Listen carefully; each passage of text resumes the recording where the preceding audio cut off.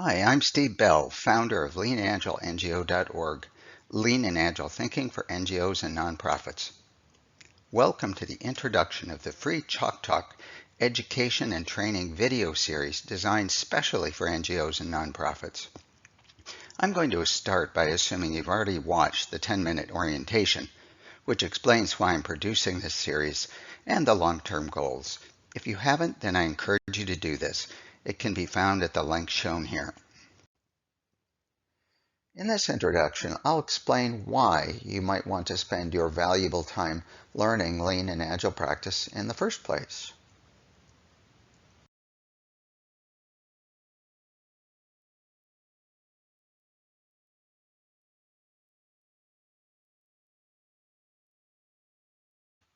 During my coaching career, I've had the privilege to help a number of NGOs learn Lean and Agile practice. I've also had the opportunity to perform many volunteer activities, both at home, in the corporate office, and in the field. For over 10 years, I was an active member of Rotary International, where I helped launch the Global Microfinance Action Group, and as a volunteer, I supported teams and projects around the world. Microfinance helps individual borrowers with small amounts of capital that commercial banks can't provide, along with basic training and the continuous support of borrowing groups made up of friends and neighbors that huddle frequently, often with a coach, to learn together and help solve each other's problems. I came to understand how microfinance demonstrates the best of what Lean and Agile thinking represents.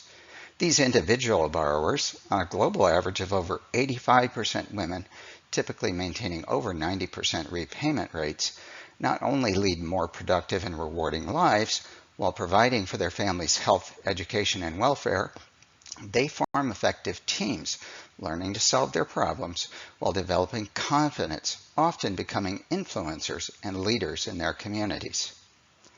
Inspired by these experiences, I created Lean Agile NGO in 2010. It's been growing at a steady state since then. Events of the past few years have made it clear that each one of us must do what we can to help our planet and all the beings living on it. So I'm no longer working with for-profit companies, dedicating my energy to pass on what I've learned to help NGOs. As a first step, I'm launching this free video education and training series to offer everyone in the NGO community, whether working in a corporate office or on the front lines, with simple ideas on how to do the things worth doing better, faster, and with less effort, while improving collaboration learning and, most importantly, customer outcomes that are meaningful to them. So let's start with why this is important. Most everyone on the planet is keenly aware that suddenly the world has changed quickly and dramatically. We're now living in VUCA, where daily events are volatile, uncertain, complex, and often ambiguous. We all must learn to navigate in this new normal and quickly. The greatest and most urgent challenges humanity and our planet face, represented here by the United Nations Sustainable Development Goals, cannot be solved by private industry, government, or technology alone. I believe it's the global NGO community that can orchestrate the efforts and expertise of everyone to focus on solutions to survive and thrive in the coming generations. Like Dr. Stephen Covey used to say, begin with the end in mind. During my career, I've come to realize what Lean and Agile practice really offer.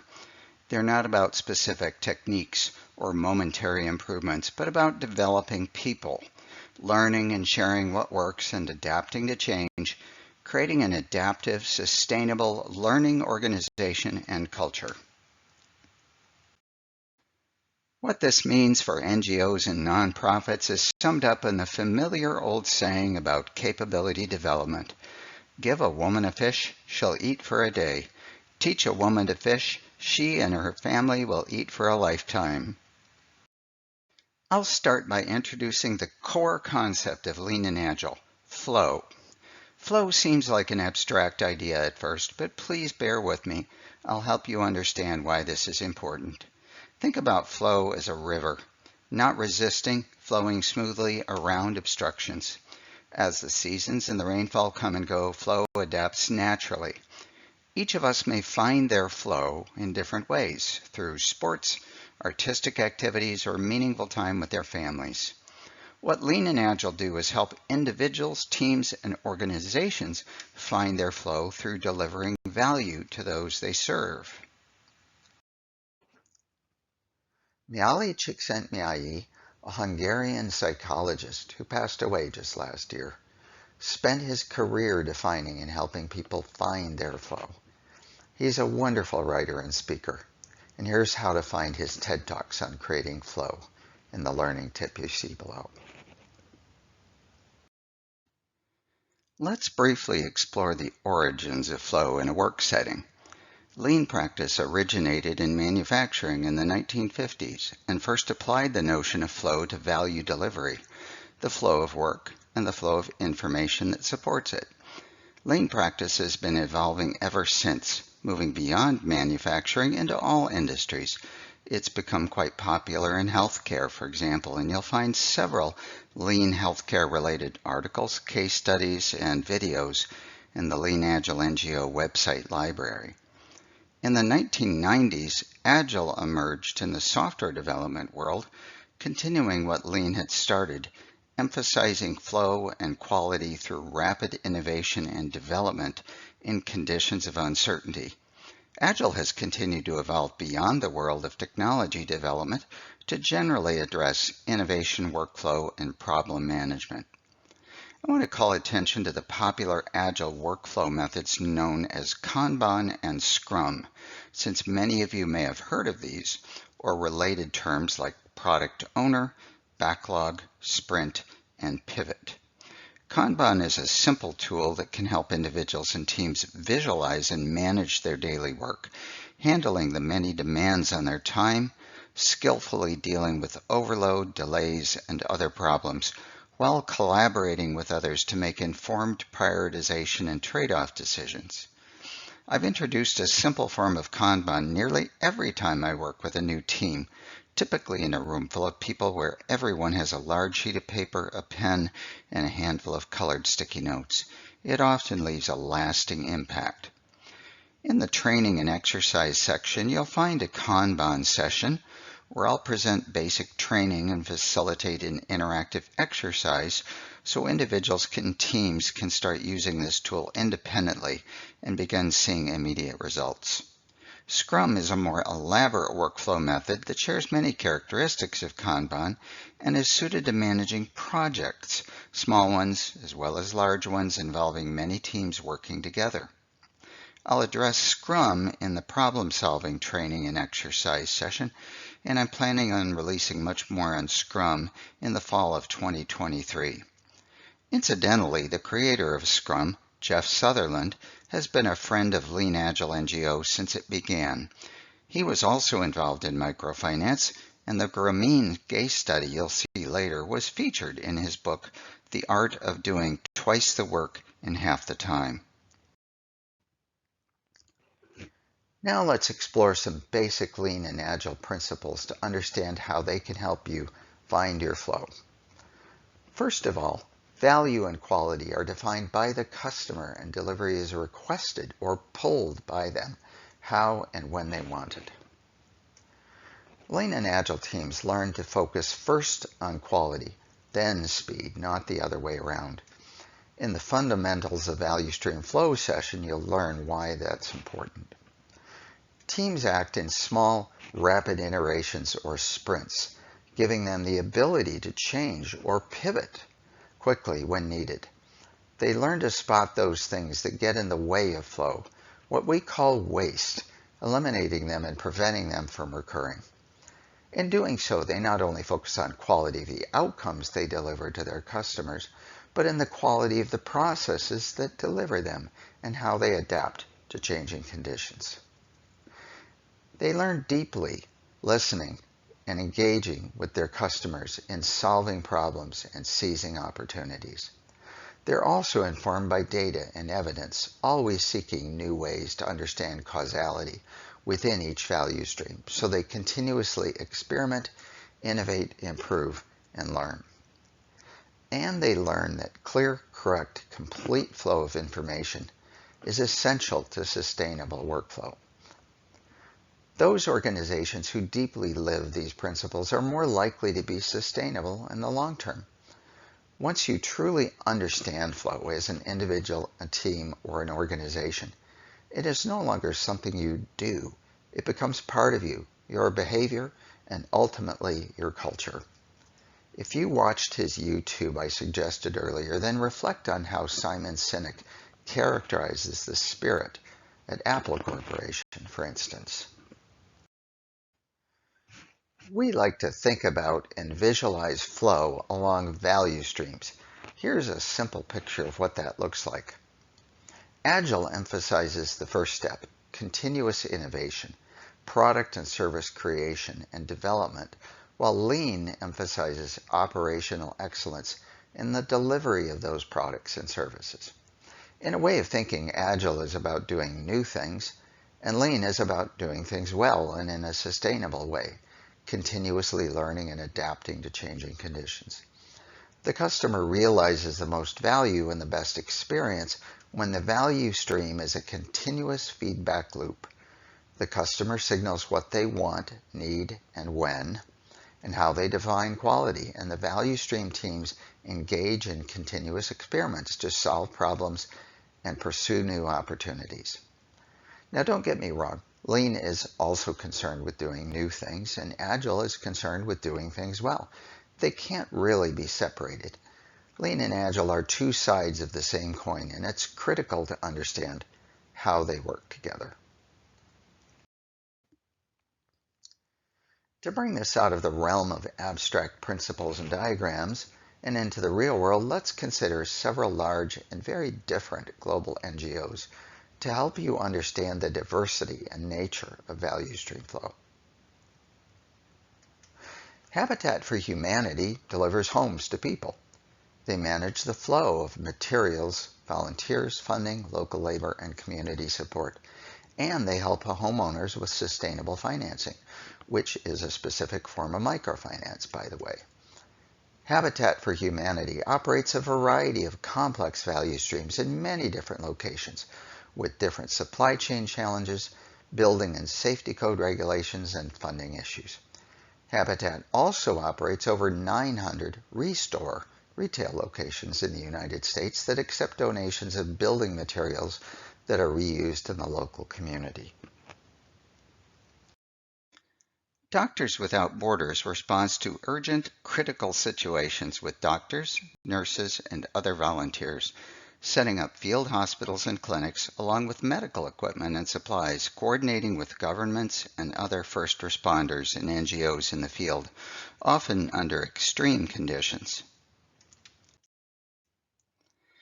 Oxfam is a British-founded confederation of 21 independent affiliates around the world. Their value streams are highly diverse, focusing on topics such as the alleviation of global poverty, promoting fair trade practices, labor rights for women, and providing water sanitation to impoverished and war-torn areas.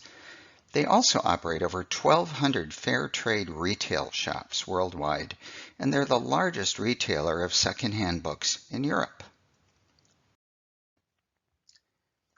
As one of the Bill and Melinda Gates Foundation's larger partners, CGIAR orchestrates scientific innovation in agriculture, food supplies, and water, working with many partners around the world. Their value streams span the life cycle from research and development through delivery. One of CGIAR's primary goals is to share what they learn to advance global science as quickly as possible in these urgent areas. So in collaboration with the Gates Foundation and its partner community, they're contributing to the development of the Gates Foundation's Global Access Data Analysis and Learning Platform, which amplifies and accelerates innovation across the global community. It's important to remember that a value stream is not only the flow of work, but the flow of information that supports the work. In this age of limitless data, powerful analytics, and machine learning to help us see the world in new ways, it's essential that NGOs develop skills to leverage data and analytics, used in an ethical manner, of course, to accelerate global progress. For our last example, in many ways redefining the global NGO landscape, The Bill and Melinda Gates Foundation coordinates and orchestrates, funds, monitors, and supports the collected efforts of a wide variety of NGOs, governments, and private industry around the world, tackling some of the world's toughest challenges, and they're especially skilled at leveraging emerging technologies in intelligent ways. The Gates Foundation has deeply internalized lean and agile practices in their operations with clear thinking, rigorous data-driven analysis, continuous experimentation, innovation, and improvement guiding everything they do. Now that we have a better context for what a value stream is, let's dig just a little deeper into the mechanics of flow of development and delivery to understand how it works. Look at the line below this value stream. It's wild and wiggly at the front end and smooths out later. This depicts the high degree of uncertainty at the beginning of the innovation cycle and the increasing consistency as products and services move into the delivery cycle. This overall life cycle repeats itself constantly as organizations learn to do things consistently while reinventing themselves at the same time. This table describes many of the key differences between development and operations. In terms of uncertainty, development deals with what we often call the fuzzy front end, where we're doing things that we've never done before, so uncertainty is high. As we move these new things into operations, they should become more repeatable and scalable, so uncertainty naturally decreases, but it doesn't go away entirely.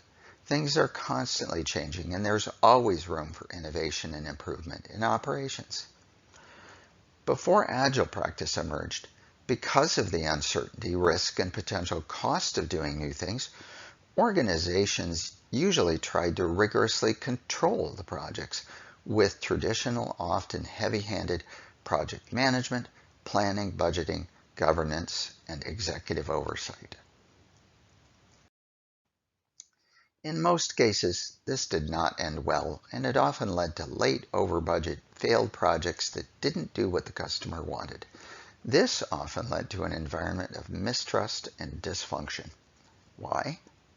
First of all, especially when doing something entirely new, the customer often doesn't know what they want or need in the first place, and if you force them to define their requirements at the beginning, they may enter into a fantasy land of ideas, dreams, and fuzzy visions that may not be practical or useful, leading you down the path to project failure. You simply can't plan what you don't know. You must use the scientific method, experimenting and learning your way safely towards the right solution. That's one of the key ideas behind both Agile and Lean thinking.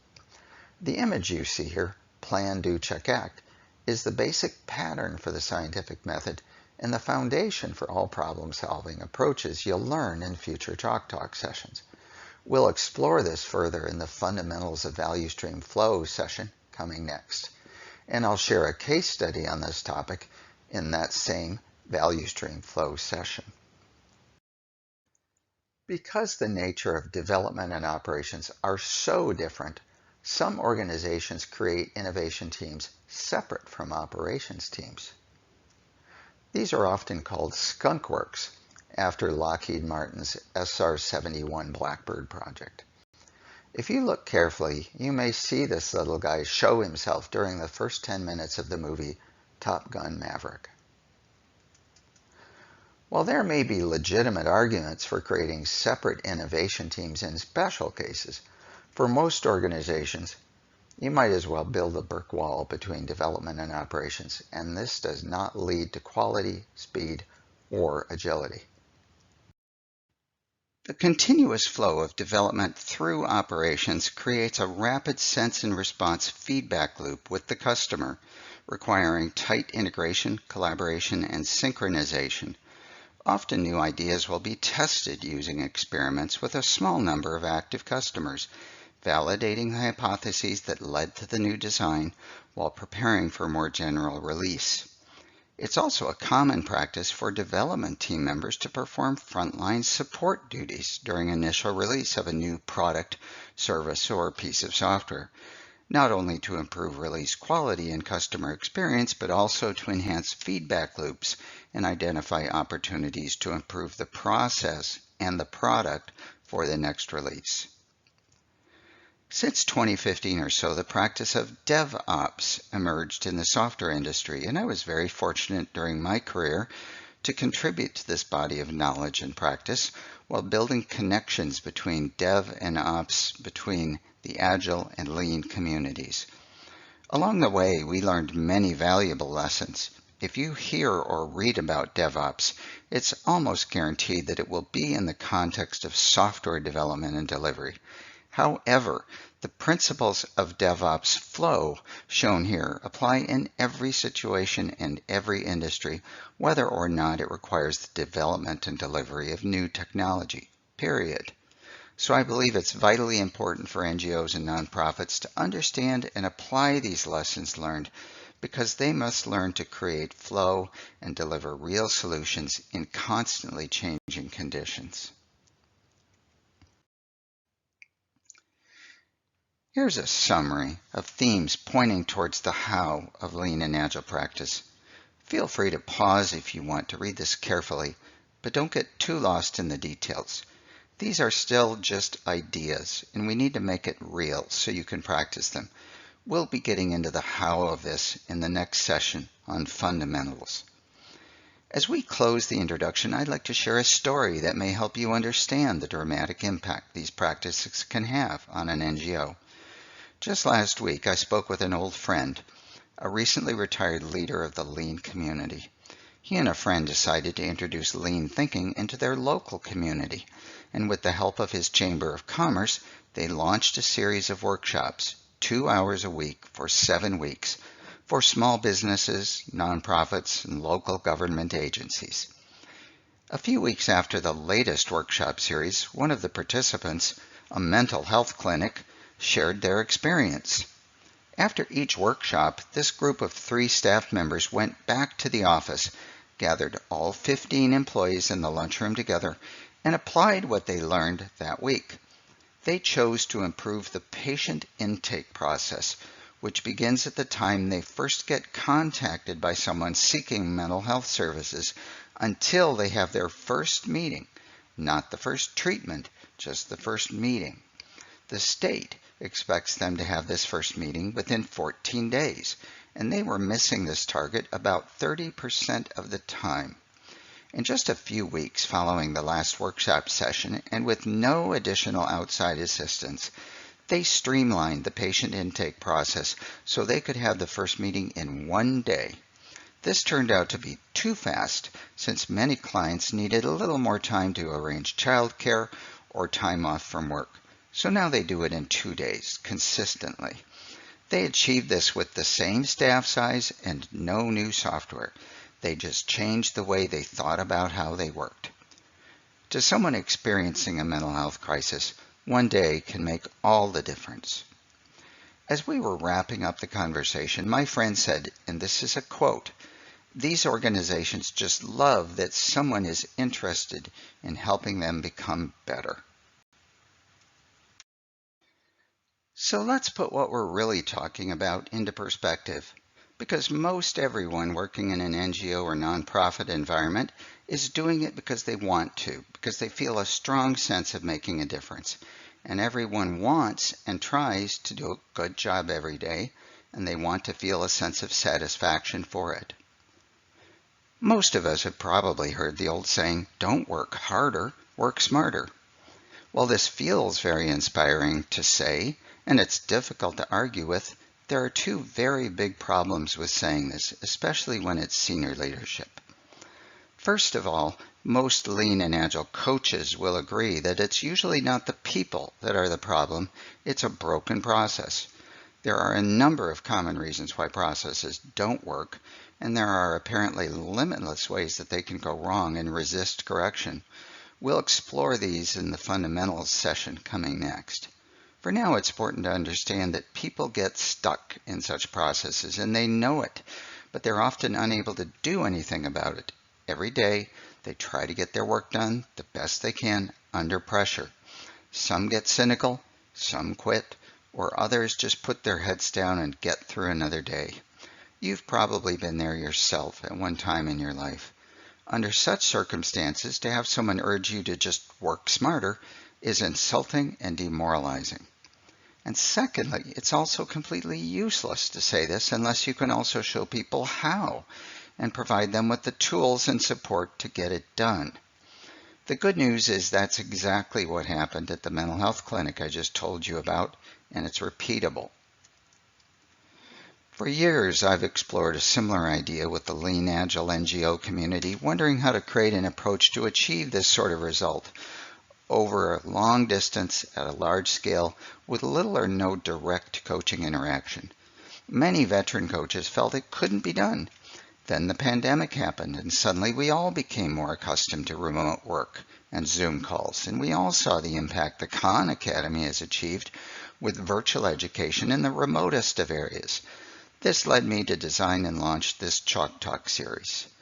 The key lesson I learned from my friend's story about the mental health clinic is to find teams that are motivated and self-starting with a strong sense of purpose. Provide them with simple training and tools so that they can practice and learn their way towards a few quick wins, and offer an ongoing learning path that they can use when they wish. In the Fundamentals of Value Stream Flow coming next, I'm going to give you a closer look at this path forward. We're now at the close of the introduction session, and I hope you found this not only interesting, but useful enough that you're ready to proceed to the next session. Here's a roadmap of the journey ahead, at least what's been released so far. More is coming in fall of 2023. I hope you'll join the other members of Lean Agile NGO on this journey. Please reach out with comments and suggestions for how we can improve this, and if you have any questions or needs you can answer. And again, if you like what you've just seen, please share it with others. Spread the word.